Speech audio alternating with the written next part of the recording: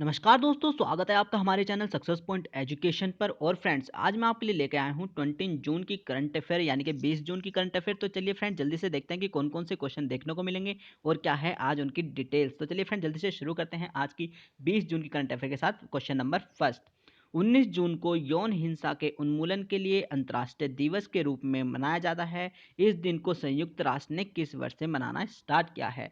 June 19 is observed as the International Day for the Elimination of Sexual Violence in Conflict. In which year did the UN adopt this date? तो friend, right answer है मेरा 2015। तो जैसे कि आप देख सकते हैं इमेज में कि क्या है, elimination of sexual violence day, जो कि बनाया जाता है हर साल 19 जून को। फ्रेंड्स, ये सब आपको याद रखना है, जो कि हर साल 19 जून को मनाया जाता है। और संयुक्त राष्ट्र ने इसको कब से मनाना स्टार्ट किया है? 2015 से। 2015 से ये मनाना स्टार्ट हुआ है, और जो हर साल 19 जून को फ्रेंड्स मनाया जाता है। और इसका उद्देश्य क्या है, क्यों ये मनाया जाता है और क्या इसका ऑब्जेक्टिव है? इसका ऑब्जेक्टिव है यौन हिंसा को समाप्त करना। यौन हिंसा को समाप्त करना, जो कि इसका अपना ऑब्जेक्टिव है, यानी कि इसका उद्देश्य है। इसलिए हर साल ये 19 जून को और स्टार्ट हुआ है 2015 से। तो चलिए फ्रेंड्स, आगे बढ़ते हैं। नेक्स्ट क्वेश्चन, क्वेश्चन नंबर 2 की हम बात करते हैं। सरकार के किस राज्य ने प्रत्येक ग्राम पंचायत में कोविड-19 केयर होम सुविधा स्थापित करने की घोषणा की है? Which state of government has announce setting up कोविड-19 care home facility in every gram panchayat? तो फ्रेंड, राइट आंसर है मेरा ओडिशा। तो ओडिशा सरकार ने क्या किया है, अपने राज्य की हर ग्राम पंचायत में केयर होम, ये कोविड-19 केयर होम फैसिलिटी लागू करी है फ्रेंड्स, है ना। ये सब आपको याद रखना है। और ये जो केयर होम, कोविड-19 केयर होम फैसिलिटी है, ये इसमें कितने मैक्सिमम 10 से 20 लोग को भर्ती किया जा सकता है। मैक्सिमम 10 से 20 लोगों को इसमें भर्ती किया जा सकता है। और चलिए बात करते हैं, अब ओडिशा ने ये काम किया है, क्या-क्या है, कोविड-19 केयर होम फैसिलिटी प्रोवाइड कराई है। तो अब बात करते हैं कि ओडिशा राज्य की। देखिए, अगर मैं ओडिशा राज्य की बात करूँ तो वहाँ के जो हमारे सीएम हैं वो हैं नवीन पटनायक। ये सब आपको फ्रेंड्स याद रखना है। नवीन पटनायक जो है हमारे वहाँ के सीएम हैं। और अगर मैं बात करूँ वहाँ के गवर्नर की यानी कि राज्यपाल की फ्रेंड, तो वो है मेरे गणेशी लाल। ये सब आपको याद करना है और नोट डाउन कर लेना है, ताकि आपको याद रहे, क्योंकि एग्जाम में बहुत बार पूछा जाता है। तो गवर्नर यानी कि राज्यपाल जो है वो है मेरे गणेशी लाल। और अगर मैं बात करूँ वहाँ के स्टेट एनिमल की, अगर मैं बात करूँ यानी कि राज्य पशु की बात करूँ फ्रेंड्स ओडिशा के, तो है सांबर हिरन। ये सब आपको फ्रेंड्स याद रखना है। और अगर मैं वो राज्य पक्षी यानी कि स्टेट बर्ड की बात करूँ, तो वह है भारतीय रोलर। भारतीय रोलर। तो फ्रेंड्स, ये सब आपको नोट डाउन करना है, क्योंकि वो एग्जाम में बहुत बार पूछा जाता है। अगर मैं बात करूँ वहाँ के बांध की बात करूँ यानी कि डैम की बात करूँ, ओडिशा में डैम कौन सा है? हीराकुंड डैम, है ना फ्रेंड्स। ये सब आपको याद रखना है। हीराकुंड डैम है, हीराकुंड बांध है, जो कि महानदी पर है। तो ये सब फ्रेंड्स आपको याद रखना है। और ये भी याद रखना है कि जो कोविड-19 केयर होम फैसिलिटी है वो प्रोवाइड कराई है ओडिशा ने, और वहाँ के जो हमारे मुख्यमंत्री नवीन पटनायक हैं। तो ये सब आपको फ्रेंड्स याद रखना है। आगे बढ़ते हैं, नेक्स्ट क्वेश्चन, क्वेश्चन नंबर 3 की हम बात करते हैं। संयुक्त राष्ट्र महासभा के 75वें सत्र का अध्यक्ष किसे चुना गया है? Who has been elected president of the 17th session of the UN General Assembly? तो फ्रेंड, राइट आंसर है मेरा वोल्कन बोजकिर। देखिए, जैसे कि आप इमेज में देख सकते हैं, ये हैं हमारे वोल्कन बोजकिर, जिनको क्या चुना गया है? 70 सेशन इलेक्ट प्रेसिडेंट चुना गया है 75वें सेशन का, है ना। संयुक्त राष्ट्र महासभा के 75वें जो अधिवेशन है उसका वो अध्यक्ष चुना गया है वोल्किन बोस्किर को। तो फ्रेंड, ये सब आपको याद रखना है ना। तो चलिए आगे बढ़ते हैं, नेक्स्ट क्वेश्चन, क्वेश्चन नंबर 4 की हम बात करते हैं। डॉक्टर हर्षवर्धन ने कोविड-19 परीक्षण के लिए भारत की पहली आई लैब लॉन्च की है। आई लैब में प्रतिदिन कितने एलिसा परीक्षण की करने की क्षमता है? Doctor Harshvardhan has launch India's first I lab for कोविड-19 टेस्टिंग। I lab has the capability to perform how many ELISA test per day? तो फ्रेंड, राइट आंसर है मेरा 300, यानी कि डेली 300 टेस्ट ये आई लैब हमारी कर सकती है फ्रेंड्स, है ना। ये सब आपको याद रखना है, जो कि हमारे किसने लॉन्च करी है? जो कि हमारे हेल्थ मिनिस्टर यानी कि हमारे स्वास्थ्य मंत्री डॉक्टर हर्षवर्धन ने लॉन्च करी है ना। ये सब आपको याद रखना है। तो हमारे स्वास्थ्य मंत्री कौन हुए? डॉक्टर हर्षवर्धन, जिन्होंने क्या किया है? आई लैब का उद्घाटन किया है। और जो आई लैब क्या कर सकती है? डेली 300 टेस्ट कर सकती है जो कोविड-19 के। और ये किसके लिए है? ये ग्रामीण भारतीय ग्रामीण के लिए है, ये लैब इन्होंने लॉन्च करी है। तो फ्रेंड ये सब आपको याद रखना है। तो चलिए आगे बढ़ते हैं नेक्स्ट क्वेश्चन, क्वेश्चन नंबर 5 की हम बात करते हैं।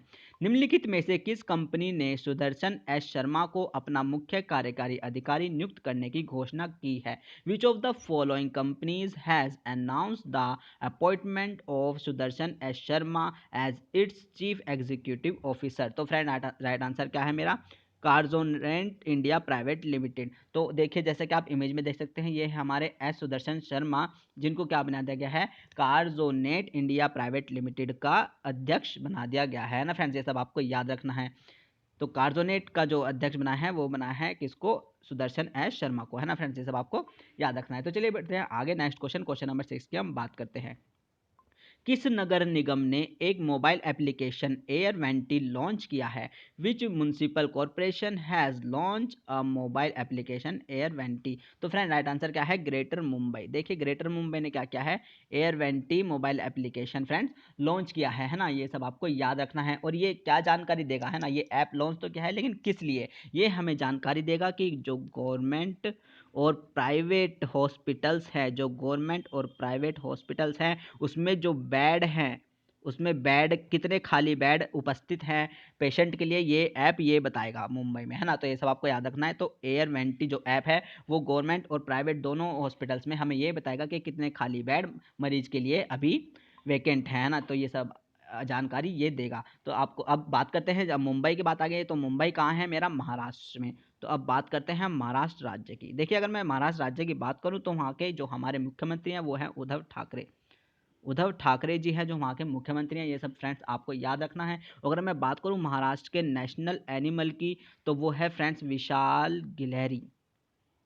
विशाल गिलहरी जो कि वहाँ की नेशनल एनिमल है ना। और अगर मैं वहाँ वो सॉरी वो स्टेट एनिमल है। और अगर मैं बात करूँ वहाँ के स्टेट बर्ड की यानी कि पक्षी की तो वो है पीले पैर वाला कबूतर। तो फ्रेंड ये सब आपको याद रखना है। और अगर मैं बात करूँ वहाँ के नेशनल पार्क की यानी कि राष्ट्रीय उद्यान की, यानी कि इसके महाराष्ट्र के राष्ट्रीय उद्यान की, तो आपको कौन कौन से राष्ट्रीय उद्यान जो कि एग्जाम में पूछे जाते हैं वो मैं आपको बता देता हूँ। चंदोली है, नया गांव है और पेंच है।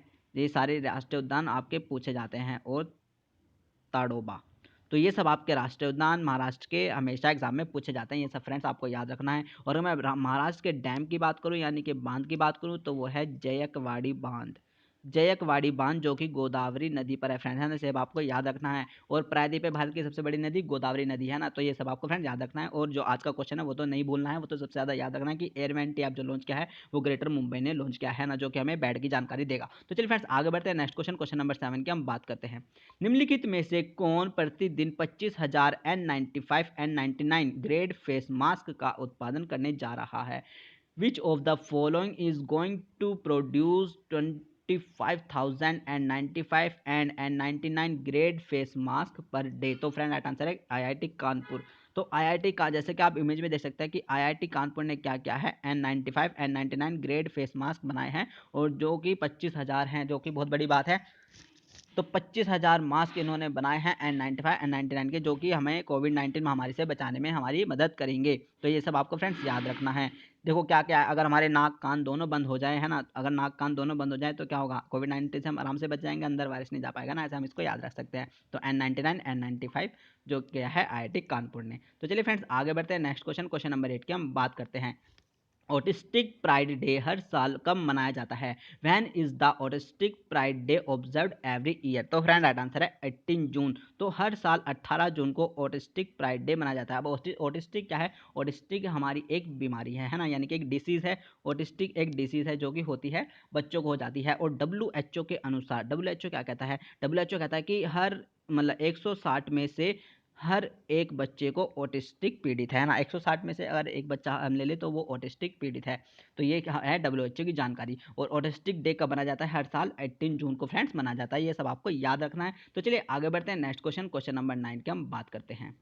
किस बैंक ने अपनी ऋण प्रक्रिया को पूरी तरह से डिजिटल बना दिया है? Which bank has made it's loan process completely digital? तो फ्रेंड राइट आंसर है मेरा BOB, यानी कि बैंक ऑफ बड़ौदा। तो ये सब आपको याद रखना है। देखिए अभी कुछ दिन पहले ही, कुछ महीने पहले ही बैंक मर्ज हुए थे, तो बैंक ऑफ बड़ौदा में कौन कौन से, विजया बैंक और देना बैंक मर्ज हुए हैं, है ना। ये सब आपको याद रखना है, और तीनों बन के बड़ौदा बैंक बन गए हैं, है ना। तो बड़ौदा बैंक में दो जो मर्ज हुए हैं वो विजया बैंक और देना बैंक है। और BOB ने क्या किया है, अपनी जो लोन प्रक्रिया को पूरा डिजिटल बना दिया है, जो कि पहला बैंक है। तो ये सब आपको फ्रेंड्स याद रखना है। अब बात करते हैं BOB। तो BOB के जो चेयरमैन है वो कौन है, बात करते हैं। आइए, जो BOB के चेयरमैन है वो है मेरे हसमुख अदिया, हसमुख अदिया। तो फ्रेंड्स ये सब आप नोट डाउन कर लीजिए, क्योंकि ये पूछा जा सकता है आपके एग्जाम में। तो जो BOB के जो चेयरमैन है वो है हसमुख अदिया, और BOB यानी कि बैंक ऑफ बड़ौदा ने क्या किया है, अपने लोन प्रक्रिया को पूरी तरह डिजिटल बना दिया है। तो ये सब फ्रेंड्स आपको याद रखना है। तो चलिए बढ़ते हैं आगे, नेक्स्ट क्वेश्चन, क्वेश्चन नंबर 10 की हम बात करते हैं, जो कि आज का हमारा लास्ट क्वेश्चन है। द्वितीय विश्व युद्ध के 75वें विजय दिवस परेड में भाग लेने के लिए भारत किस देश को अपनी सैन्य टुकड़ी भेजेगा?